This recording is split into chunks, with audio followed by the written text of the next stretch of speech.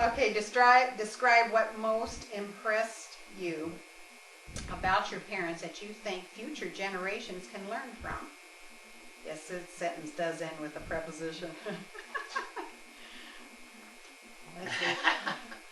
Describe what most impressed you about your parents that you think we could pass on. That our parents would be their grandparents. Well, I have to think about that. I think, golly.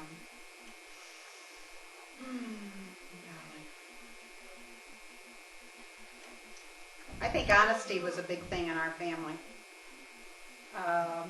Whether that's acquired through genes or just social, economical, I don't know. But that was a trait that was a good trait that I felt both of my parents had. Honesty and integrity, and communication. Let's see. I think they were hard workers. Poppy, being, he was an aeronautical engineer and a flyer, and just the stories I heard about him before he died, he certainly was hardworking. And when duty called, he went, no matter what. That was sort of his type of work. And Papa McGuire certainly worked very hard. He helped his father out when his father had problems in the tool business. And Dad went to work for his dad to try to bail him out of his problems. Papa McGuire had his own tool and die business up in Cleveland, Ohio. And Papa cut short his years at Cornell to help his dad. He went back to Cleveland to help his dad out with that business. And so I think working, Papa McGuire certainly has a lot about working with the family and helping out family that I think is a wonderful trait that he has passed on to me. Mm-hmm. How about you? Well, maybe we're taking too long on these questions. Now that we've only gone through theme, we've got about 20 more. Well, honesty was also a big factor in our family. I remember my dad was an accountant by trade, and he dealt with many people who were dishonest, and it was his duty to expose their dishonesty. And the effect of this was passed on to his children about being very scrupulous about your dealings with others, particularly in financial dealings, which he was familiar with. He was also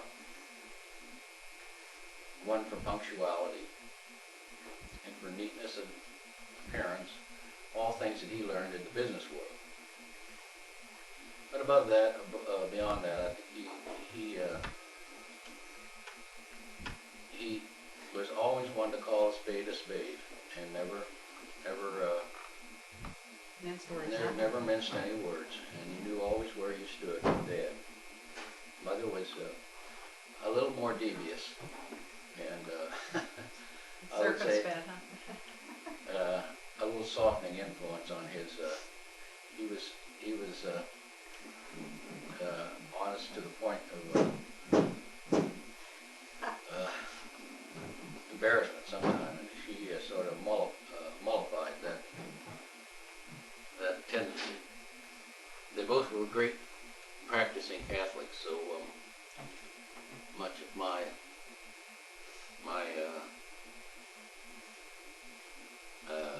religious training and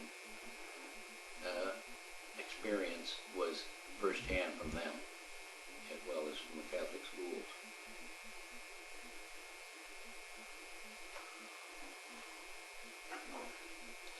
Oh, both of us. Who was a childhood hero?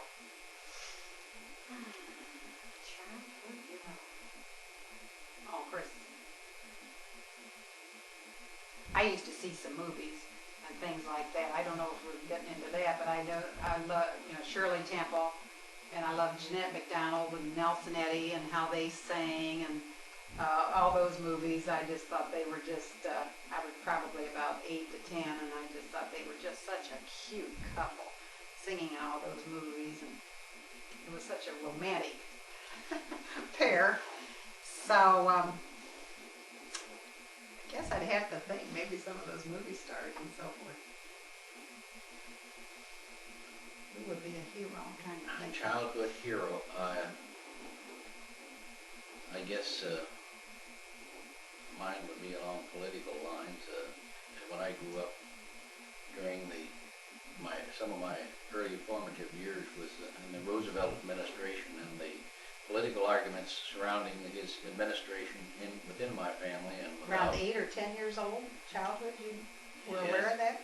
Yes. Well, let's see. He came into office in 1933, and I was just 8 years old. And so his conduct of World War II, and when I was a soldier in World War II, and his life was sort of intimately associated. His career was sort of shaped my early life, I guess. Really? That's quite mature. Okay. Childhood hero, even though in later years I realized he wasn't such a hero after all. But I've been given a book by Jim and Carla on his life, and I still think he's a pretty great guy. Good. Describe a painful adolescent experience. Well, I'd have to say, I guess, for me, supposedly, this sounds so silly now, but at the time, it certainly doesn't when you're going through adolescence. But I had such a bad case of eczema when I was going through adolescence. I mean, I actually, all over my face, neck, and arms, and it was very bad. And this was in late junior high and high school. And I remember it looked awful a lot of times. And I really had to try to overcome that. And, because people would say, oh, gee, I would have sort of a reddish, scaly face and say, oh, gosh, what'd you do, this and that. And you learn how to deal with some of those things. And there was another friend of mine who also had eczema. And, but as an adolescent, some of those skin problems were, and of course the boys, the lack of dates was very painful when you're a junior and a senior in high school, and trying to get a blind date for your senior prom, and have a Navy guy come in. That's an adolescent experience. That was painful. Is that adolescence, or is that puberty? Oh no, adolescent. Well, to me it was. It was painful, and it was also adolescent, I think. They're both one thing. Well, I remember one painful experience was when I was quite young. The dog was my favorite little animal we had in the house, and he was eliminated or exterminated by. Well, no, I think what happened was that the dog went over and dug a hole in the neighbor's yard, and the neighbor had called the dog pawn and had him hauled away. And I was reported to have gone over and kicked their door until they came to the door and told that I must have used some bad language. I can remember that being a very painful experience. Oh. And it hurt, huh?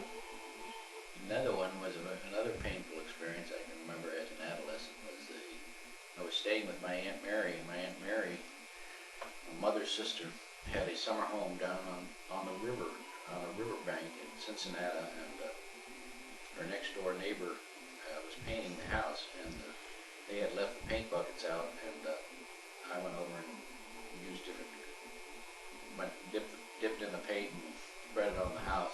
Oh, And, howdy. they asked me if I had had any. They didn't know who had done it, but they suspected I had. And they said, they asked me how that paint got up on the side of that house. And I said, I don't know. I must have flew it up there. Oh, your mother liked to tell that story. You know, Nanny, I'd heard that from her too.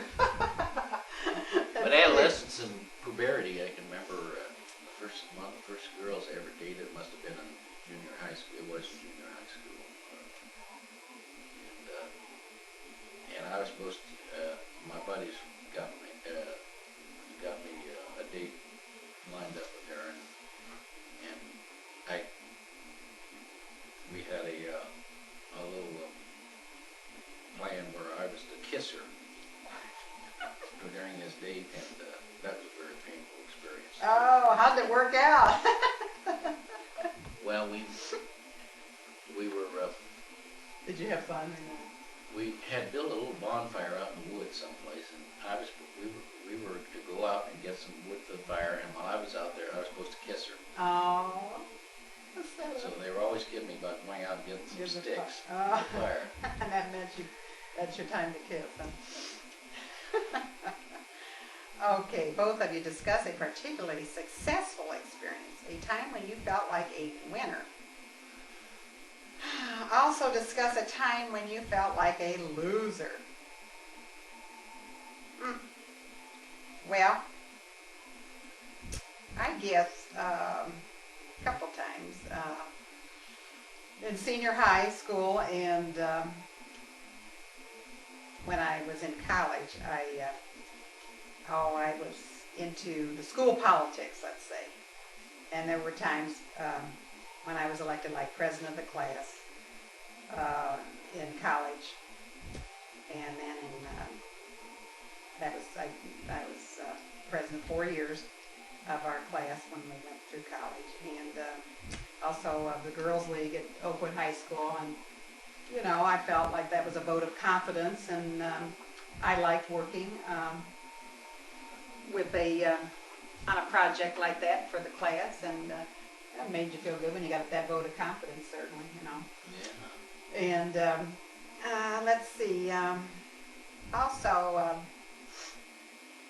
I have felt like a winner with our kids and those whom they've chosen as their spouses. Yes. Those are real winter years. Now, when I was a loser,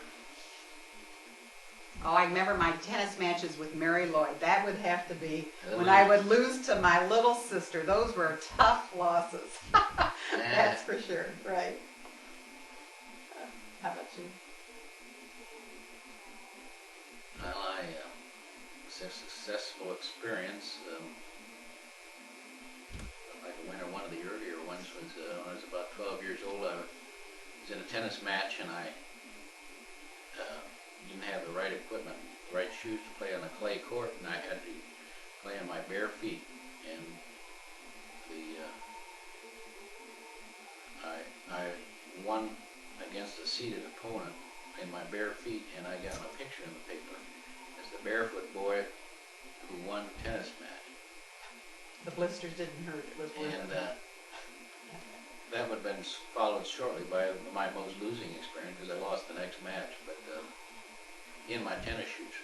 Oh, really? The same day or the next day? Next day. Next day. But I don't know, and I have to agree with you that